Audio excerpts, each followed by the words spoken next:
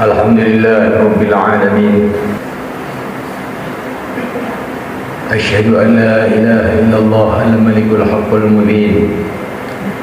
Wa asyhadu anna sayyidana maulana Muhammadar Rasulullah Shadiqul wa'dil amin. Allahumma salli wa sallim ala sayyidina Muhammadin wa ala alihi wa ashabihi ajma'in, amma ba'd. Ya ibadallah, ittaqullaha rabbal alamin wa'buduhu mukhlishina lahuddin hatta ya'tiyakumul yaqin.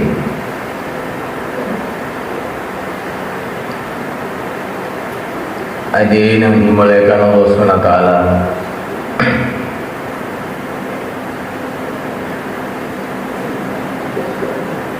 agama ini adalah perkara yang sangat penting. Mulia dan hinanya orang di sisi Allah di dunia dan akhirat adalah sejauh mana dia itu berpegang dengan agama Allah.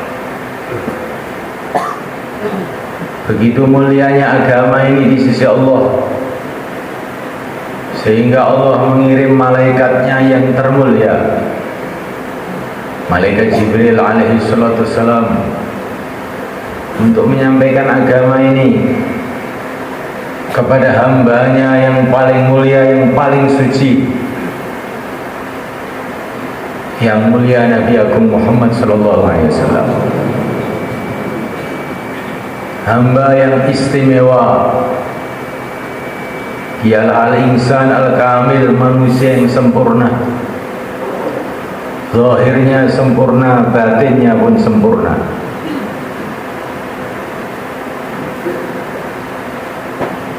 Al-Imam As-Suyuti rahimahullah,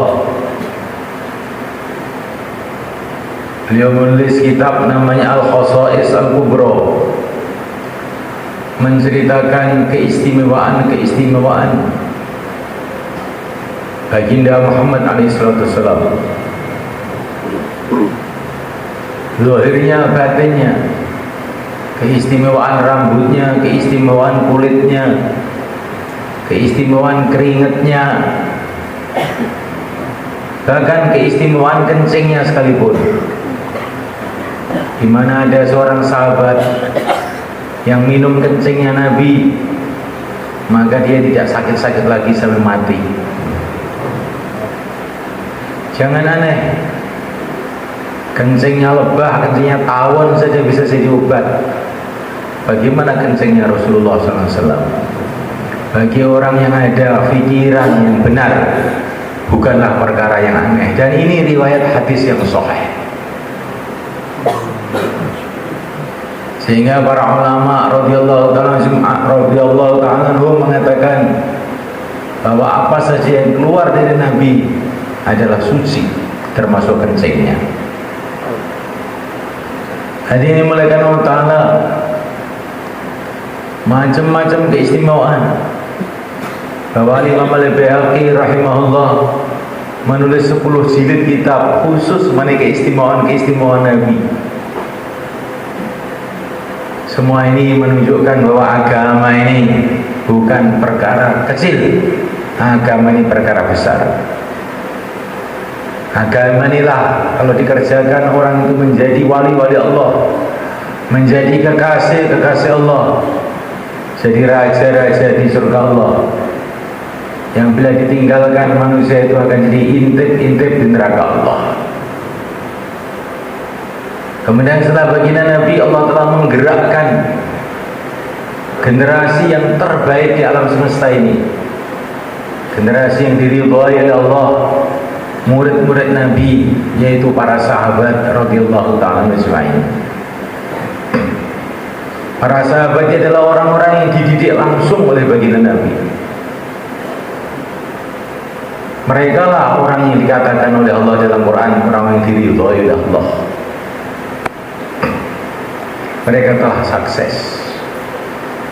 Para sahabat sangat-sangat menyadari keagungan dan kemuliaan agama ini. Sehingga kalau sudah bicara masalah agama, mereka sangat hati-hati. Mereka mau membaca hadis, sebelum membaca sudah nangis dulu. Bukan setelah membaca, sebelum membaca sudah nangis dulu. Saking agungnya agama di hati mereka ini. Kalau mereka ditanya mengenai halal dan haram, mereka nggak berani menjawab. Mereka mengatakan, pada ulama-ulama sahabat, apakah orang bertanya aku mengenai halal dan haram, sedangkan yang lebih alim dari saya masih ada, Fulan masih ada, Ibnu Mas'ud masih ada, Abu Bakar masih ada, Umar ada. Bagaimana orang bertanya sama saya? Bukan pangkat saya ini bicara halal haram. Itu para sahabat semuanya. Kalau ditanya mengenai halal haram, mereka takutnya itu setengah mati. Karena halal itu maknanya Allah ridho, haram itu maknanya Allah murka. Kalau sudah bicara dengan masalah agama, maknanya kita bicara atas nama Allah. Kalau kita nggak hati-hati, gawat, bahaya. Kan menjerumuskan orang dalam bahaya yang besar.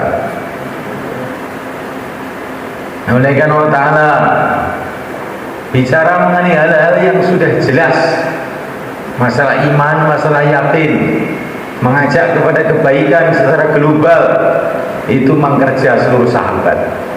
Tapi kalau fatwa hukum halal haram, mereka ini sangat-sangat berhati-hati dan takut. Sehingga hanya beberapa gelintir sahabat saja yang berani memberikan fatwa halal haram. Setelah para sahabat, Allah bangkitkan generasi para tabi'in, para tabi'ut tabi'in. Kemudian mereka juga bersikap tidak jauh dengan para sahabat ini. Generasi keempat, Allah SWT bangkitkan pakar-pakar ulama, imam-imamnya para ulama. Ya Al-Imam Malik radhiyallahu ta'ala anhu, Al-Imam Abu Hanifah radhiyallahu ta'ala anhu, Al-Imam Malik, Al-Imam Ahmad bin Hanbal radhiyallahu ta'ala anhu, Al-Imam Asy-Syafi'i radhiyallahu ta'ala anhu. Dan mereka pun sangat hati-hati masalah ini. Dan ulama-ulama pada zaman itu, zaman di mana ulama itu banyak sekali. Tapi mereka itu punya adab yang luar biasa. Mereka tidak berani memberikan fatwa-fatwa hukum semaunya sendiri. Mereka rujuk kepada orang-orang yang lebih ahli. Begitulah tradisi para ulama dalam memberikan fatwa hukum dari generasi ke generasi. Mereka rujuk, mereka kembali pada orang-orang yang sudah disepakati keahliannya, para imam-imam. Dan pengikut para imam-imam itu semua kan bukan orang-orang biasa. Pengikut-pengikut Imam Syafi'i, Al-Imam An-Nawawi, Al-Imam Ibnu Hajar, Al-Imam Subki dan lain-lain, itu pakar-pakar Quran, pakar-pakar hadis, yang hafal beribu-ribu, beratus-ratus ribu hadis, karangannya beribu-ribu jilid, sampai sekarang bisa dibaca di dalam perpustakaan Islam. Generasi ganti generasi, zaman berganti zaman, sampailah sampai zaman sekarang, zaman kejahilan, di mana semua orang berikan fatwa hukum. Orang yang Quran surat Baqarah saja gak hafal sudah berikan fatwa hukum. Orang yang hadis cuma ngerti terjemahnya beberapa gelintir hadis, perasaannya sudah kayak Imam Syafi'i. Sehingga di koran-koran, di majalah-majalah, radio-radio FM dipenuhi dengan fatwa-fatwa jalanan ini soalnya. Maka kita perlu hati-hati kalau kita ingin selamat. Orang mau belajar dunia saja, mereka milih-milih sekolah yang bermutu, sekolah yang diakui. Milih pakar-pakar ilmu dunia. Padahal ilmu dunia, gimana ilmu dunia ini? Kecil, gak ada apa-apanya dibandingkan ilmu agama. Mati sudah tidak ada urusan.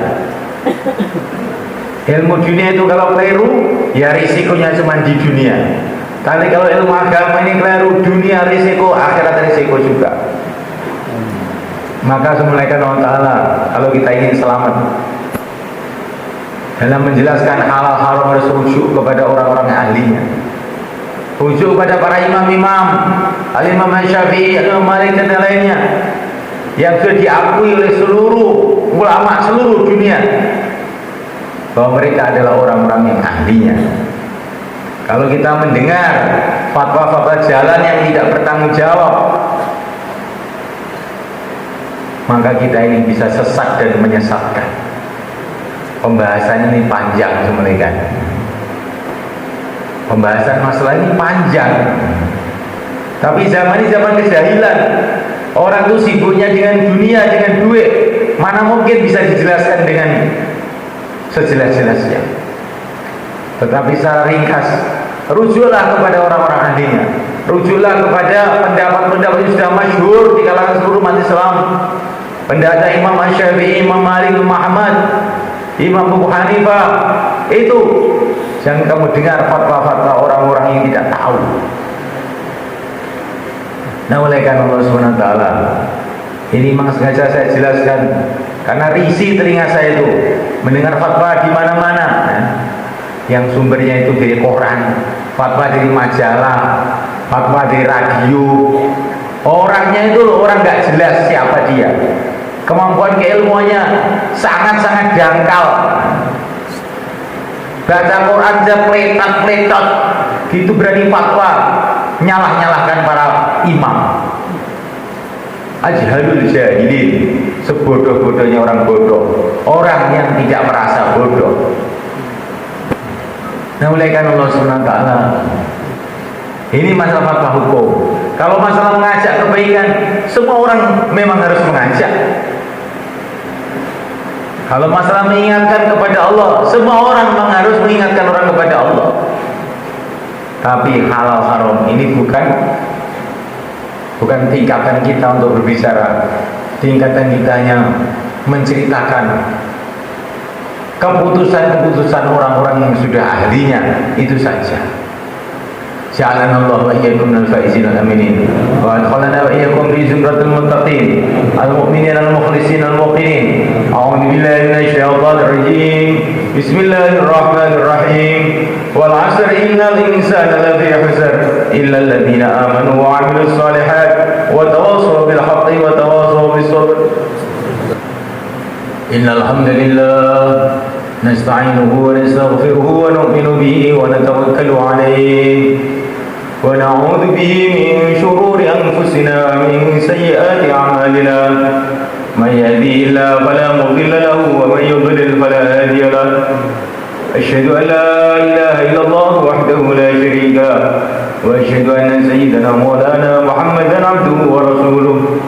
Allahumma salli wa sallim wa barik ala sayyidina Muhammad wa ala alihi wa ashabihi والتابعين لهم إلى يوم القيامة. أما بعد، فيا عباد الله اتقوا الله حق تقاته ولا تموتن إلا وأنتم مسلمون. إن الله وملائكته يصلون على النبي يا أيها الذين آمنوا صلوا عليه وسلموا تسليما. اللهم صل وسلم على سيدنا محمد وعلى آل سيدنا محمد وعلى ذرية سيدنا محمد وعلى أتباع سيدنا محمد.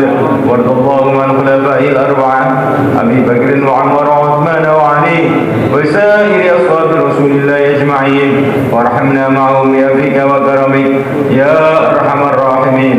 ربنا اغفر لنا وللمسلمين والمسلمات والمؤمنين والمؤمنات الأحياء منهم والأموات.